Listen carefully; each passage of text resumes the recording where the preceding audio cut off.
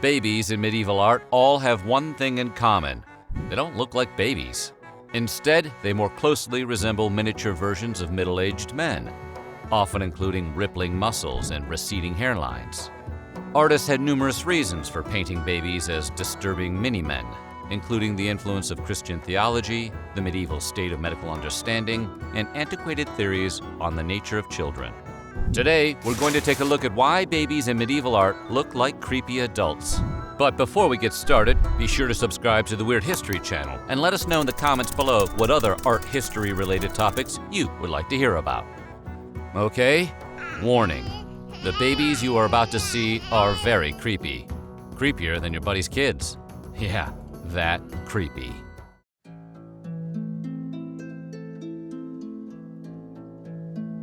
The most frequently depicted infant in medieval art was, without a doubt, the baby Jesus.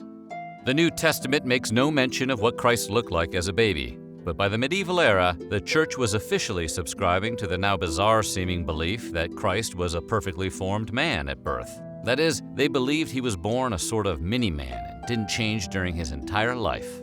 Aside from raising a lot of logistical questions about how Mary handled that birth, this belief also had a drastic influence on art. Painters of the time took their cues from the Church, which meant that Christ could not be illustrated as a baby. He needed to appear in adult form so that it was clear to the viewer he wouldn't change with age. This particular species of Jesus-induced nightmare fuel can be found in hundreds of paintings, including the 1300s Madonna and Child by Duccio di Buoninsegna, 1333's Paolo Veneziano's Madonna with Child, and 1350's Madonna of Veveri by the unknown artist known as the Master of the Vichy Brot altar.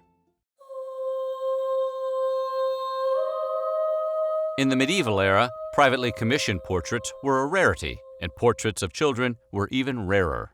Most depictions of children were commissioned by the Church, which meant that the vast majority of the subjects were limited to a handful of biblical babies, including Moses, Samuel, Isaac, and John the Baptist.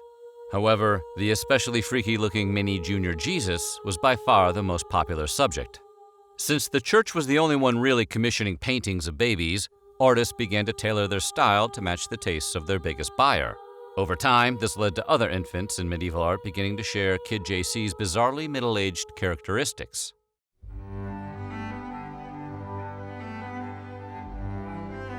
The word homunculus means little man, and the idea of the homunculus is partially responsible for medieval artists' proclivity for painting unsettling-looking babies with adult features.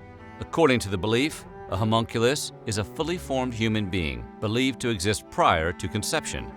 The idea dates back at least to the alchemist Paracelsus, who lived from 1493 to 1541, and experts suspect it ultimately has its roots in folklore. Paracelsus used the term in his instructions for creating a baby without fertilization or gestation, which for some reason was a thing he wanted to do and felt qualified to speak on. Despite its oddity, the homunculus theory spread into other academic disciplines, including theology, science, and art. Preformationism was a medieval school of thought which held that the human life did not originate from the genetic components of both parents. Rather, the preformationists believed that a fully formed individual existed within one of the parents prior to conception. That being said, they didn't all actually agree on how the process worked. Some theorists believed a fully developed human existed in the female and required a man's seed to activate it in some chemical way. Others argued that the child existed within the seed and was merely implanted in the womb. Either way, the implication was that any child could be considered a homunculus, similar to the Christ child, and therefore could also be artistically depicted as a mini-adult, apparently with a level of creepiness left up to the artist.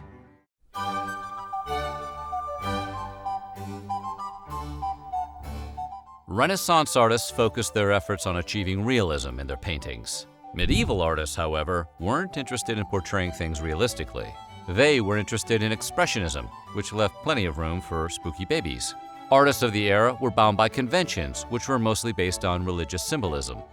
The Church had exacting standards for how the Christ child should and shouldn't be represented. And given the power of the medieval Church, artists were highly inclined to adhere to those rules and traditions. As a result, painting styles tended to be very similar.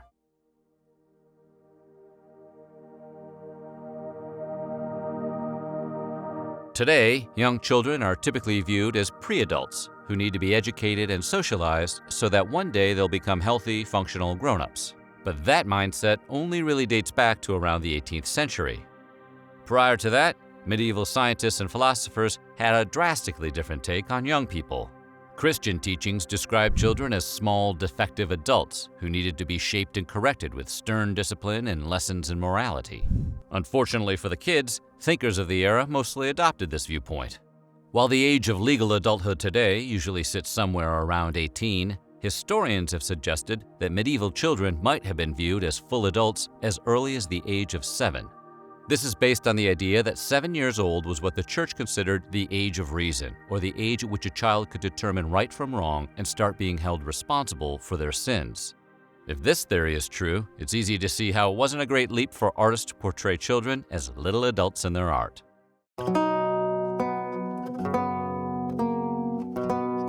Becoming a parent in the medieval era was a crapshoot for pretty much everyone since childhood deaths were commonplace. By some estimates, somewhere in the neighborhood of 25% of children didn't live to see their first birthday. If that's not depressing enough, 12% died between the ages of 1 and 4, and another 6% wouldn't live to see their 10th birthday. That being the reality, it's possible that portraying babies as adults was intended to make them appear strong and healthy. This would then represent the parents' hopes for children to live into adulthood.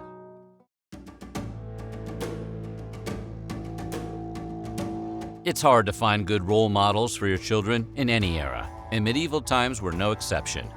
In fact, some experts theorize that medieval artists actually portrayed babies as off-putting little adults for the benefit of real-life children who might see the artwork. The strong, mature figures that filled in for kids in the paintings might have been intended to help medieval children see themselves as little adults and teach them about their respective stations in life. Another theory holds that the adult-like babies may have also been a sort of role model intended to exemplify health and strength. That would explain why man-baby Jesus was often depicted with ripping six-pack abs. Was there ever a time when shredded abs weren't cool? Doesn't seem like it.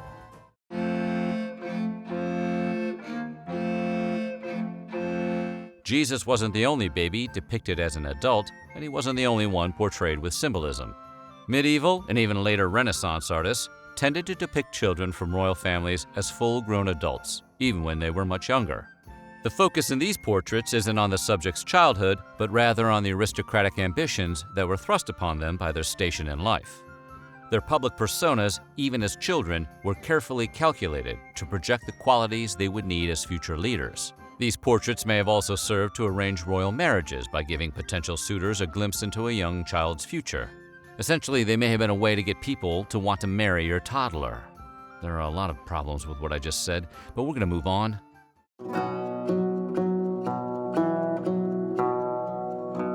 With the advent of the Renaissance, the economic tide began to turn, and a prosperous middle class arose in cities throughout Europe. Ordinary people increasingly found themselves able to afford things like portraits, a privilege long reserved for the church and the aristocracy. Like all parents, the parents from this emerging middle class wanted pictures of their children.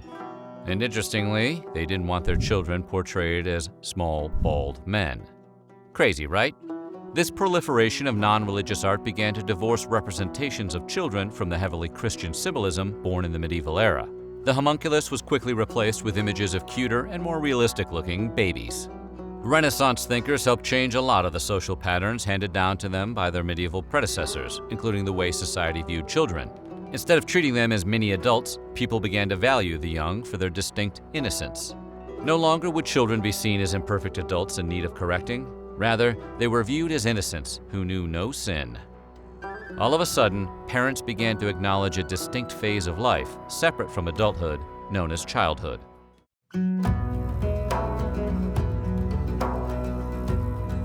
Sometimes the church influenced society, and sometimes society influenced the church. During the Renaissance, as the middle class began to admire children for their inherent innocence, the church began to increasingly revere the childhood of Christ. Religious artwork of this era emphasized the godliness of the Christ child and placed great importance on his lack of sin. These new priorities encouraged artists to visually represent the baby Jesus with more realistic, infant-like features. The social upheavals of the Renaissance reverberated through the world of art and obliterated the convention that had previously constrained painters. A new interest in realism and naturalism was ushered in, and artists were increasingly free to depict things as they observed them in real life, including babies and children. But the change didn't happen overnight. Styles evolved incrementally.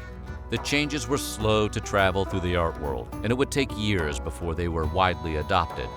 Disturbingly muscular babies with very enviable abs would in fact hang around well into the Renaissance. As the centuries passed, however, artists increasingly abandoned the medieval style in favor of Renaissance realism, and eventually Renaissance style became all but extinct.